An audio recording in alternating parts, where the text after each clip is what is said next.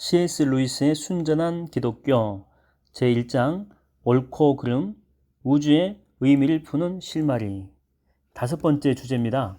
우리의 불안에는 이유가 있다. 저는 지금까지 물질적 우주 너머에 있는 누군가 또는 무언가가 도덕률을 통해서 현실적으로 우리에게 다가온다는 이 말로 지난 장을 마무리를 했죠. 여러분 중에는 그런 결론에 심기가 불편해진 분이 분명히 있을 거라고 생각이 됩니다. 더 나아가서 제가 지금 속임수를 쓰고 있다고, 결국에는 또 하나의 종교 선전에 불과한 내용을 철학처럼 보이도록 하기 위해서 교묘하게 표장하고 있다, 이렇게 생각할 수도 있겠죠.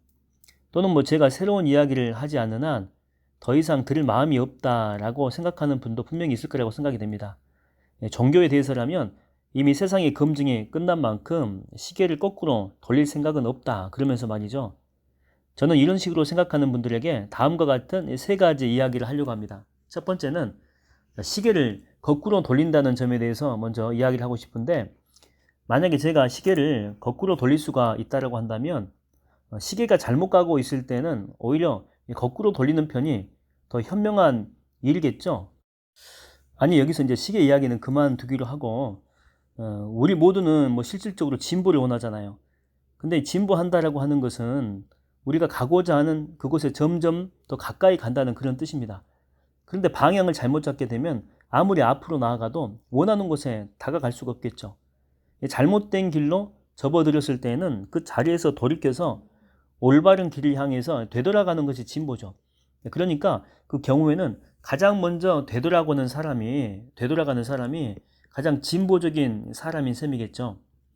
이 점은 산수의 경우를 생각하게 되면 더 잘 이해할 수가 있습니다.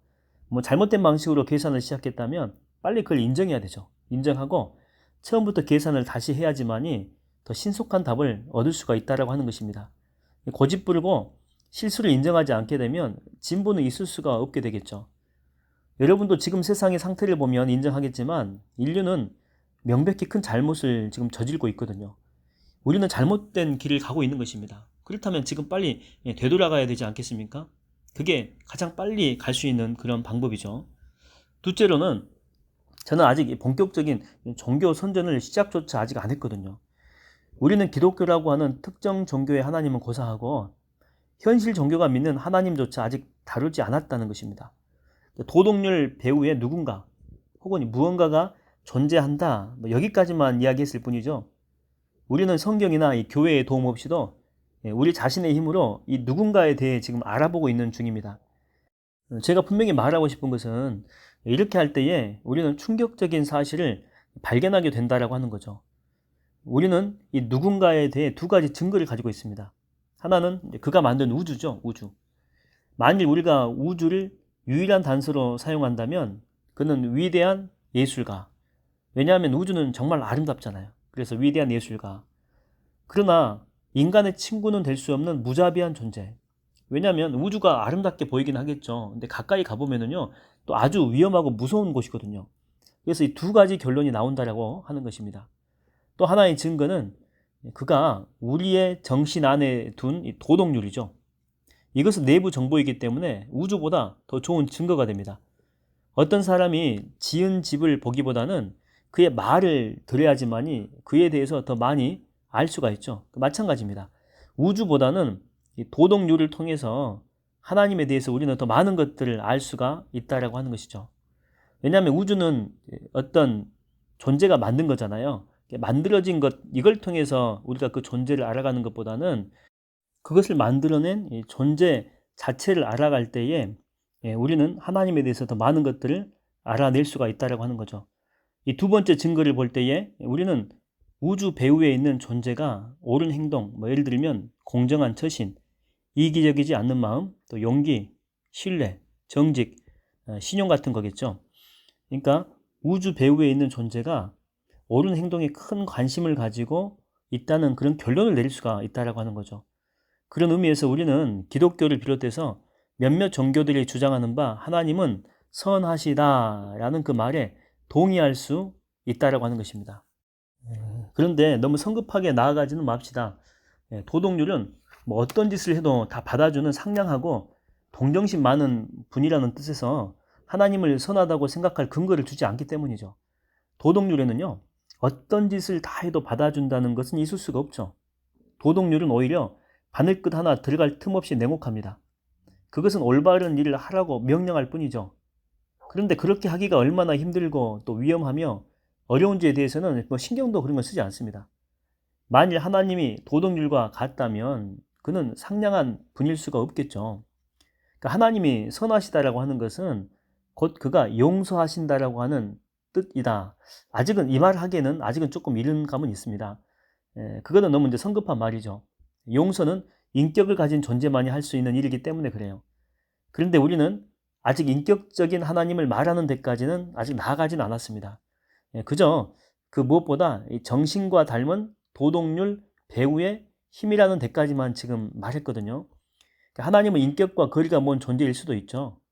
만약에 하나님이 순전히 비인격적인 어떤 정신이라면 그 정신에게 용서를 해달라거나 벌을 면하게 해달라고 비는 것은 허튼 짓이 되겠죠. 계산이 틀렸을 때 구구단에게 벌을 면하게 해달라고 비는 것과 똑같다는 거죠. 허튼 짓 아니겠습니까? 계산이 틀리면 답도 틀릴 수밖에 없는 거죠. 뭐 그렇다고 해서 하나님이 뭐 비인격적인 절대 선이다. 그렇다면 나는 결코 안 좋아하겠다는 거죠. 그래서 나는 전혀 개의치 않겠다. 뭐 이런 식으로 말한다고 해서 피할 길이 생기는 것은 아니다라고 하는 것입니다. 왜냐하면 문제는 뭐냐면 여러분이 마음 한편으로 절대 선이라고 하는 그 편을 들고 있다는 거죠. 그래서 인간의 탐욕과 거짓과 착취를 인정하지 않는 그 절대 선에게 내심 동의하고 있기 때문에 그래요. 내심으로는. 그가 여러분의 경우만큼은 예외로 삼아가지고 한 번만 이 벌을 면해 주기를 바랄 수도 있죠. 그러나 그런 경우에도 여러분 마음 깊은 곳에서는 세상의 배후에 있는 그 힘이 이런 행동을 정말 예외 없이 미워하지 않는다면 결코 선한 존재일 수 없다는 사실을 알고 있다라고 하는 거예요. 만약 절대 선이라고 하는 것이 존재한다면 우리의 행동 대부분을 미워하리라는 사실 또한 잘 알고 있다라고 하는 거죠. 이것이요, 우리가 빠져 있는 끔찍한 공경입니다. 절대선이 우주를 다스리지 않는다면 어떤 노력을 해도 우리에게는 소망이 없기 때문이죠. 반면에 절대선이 또 우주를 다스린다면 우리는 매일 그 선의 원수가 되는 셈이죠. 우리가 완벽한 행동을 할 수 없기 때문이죠. 뭐 다음 날이 됐다고 해서 또 그 다음 날이 됐다고 해서 인간이 노력한다라고 해서 사정이 나아질 기미는 또 전혀 없죠. 그래서 이 경우에도 우리에게는 역시 아무런 소망이 없다라고 하는 것입니다. 그래서 우리는 그 선 없이도 살 수 없지만 그 선과 더불어도 살 수가 없다는 이런 딜레마에 빠져 있는 것입니다. 하나님은 유일한 위안인 대신에 최고의 공포죠. 최고의 공포. 우리에게 가장 필요한 존재인 동시에 가장 피하고 싶은 존재이기도 합니다. 그는 우리의 유일한 동맹자가 될 수는 있는 존재지만 우리는 스스로 그의 원수가 되어버렸다라고 하는 거죠. 절대 선의 그 시선과 마주치게 되면 재미있을 거라고 이렇게 말하는 그런 사람들이 간혹 있습니다. 근데 그들은 제거할 필요가 있죠. 그들은 이 종교를 가지고 지금 장난을 치고 있기 때문이죠. 선은 우리가 이렇게 반응하는 방식에 따라서 가장 큰 안전책이 될 수도 있지만 가장 큰 위험이 될 수도 있죠. 그런데 지금까지 우리는 그 선에 잘못된 방식으로 반응을 해왔다라고 하는 것입니다. 저의 세 번째 요지는 바로 이것입니다. 제가 이렇게 우회적인 방식으로 진짜 주제에 접근하고자 한 것은 여러분을 속이려고 한 게 아니죠. 뭐 저에게는 다른 이유가 있습니다. 즉 지금까지 서술을 해온 이런 사실들을 먼저 이해하기 전에는 기독교가 의미를 가질 수가 없기 때문에 이런 방법을 선택했던 거죠. 기독교는 사람들에게 회개를 촉구하며 용서를 약속했죠.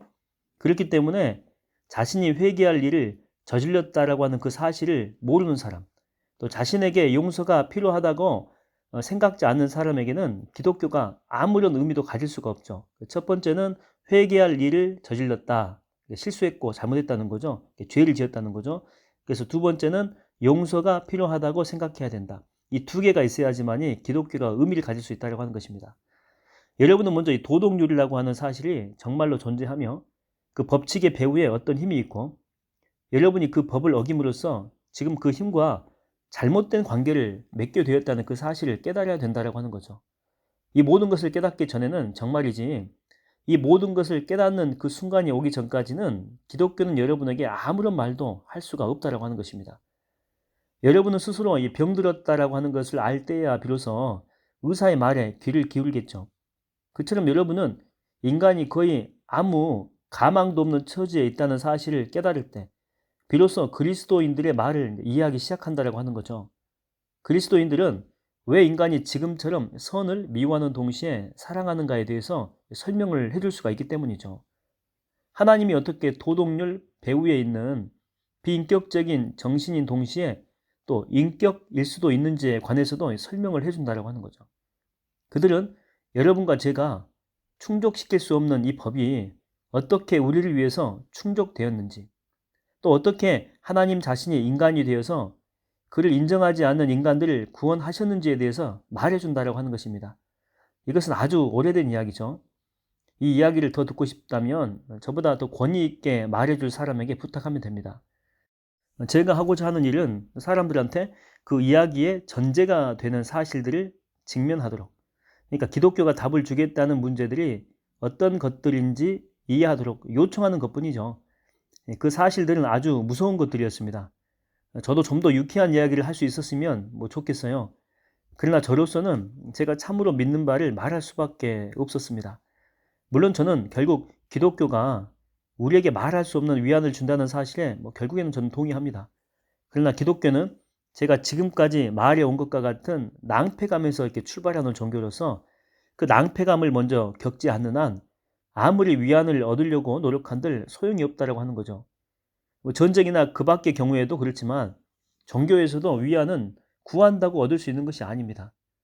여러분이 진리를 구한다면 결국 위안을 발견하게 되겠죠. 그러나 위안 그 자체를 구한다면 위안도 또 진리도 얻지 못한 채 오로지 감은 이슬과 몽상에서 출발해 가지고 절망으로 마치게 된다라고 하는 거죠. 우리 대부분은 전쟁 전 국제 정치에 품었던 몽상에서 이제 막 깨어난 것입니다. 지금은 종교에 대해서도 그렇게 해야 될 때죠. 여기서 전쟁 전 국제 정치에 품었던 몽상이라고 하는 것은 전쟁이 일어나기 전이니까 시대는 점점 좋아질 것이다, 더 아름다워질 것이다, 발전할 것이다 라고 했던 이런 몽상이죠. 몽상. 이 몽상을 전쟁 한 방으로 다 없애버렸다라고 하는 것입니다. 깨어나야 된다라고 하는 거죠. 깨어나야 된다. 기독교도 마찬가지로 참된 위안을 얻기 위해서는 철저히 자기가 죄인이라고 하는 사실, 죄를 범한 인간이고 용서가, 회개가 이런 밑바닥에서부터 출발해야지 참된 위안을 얻을 수가 있다라고 하는 것, 그걸 지금 이야기하고 있습니다.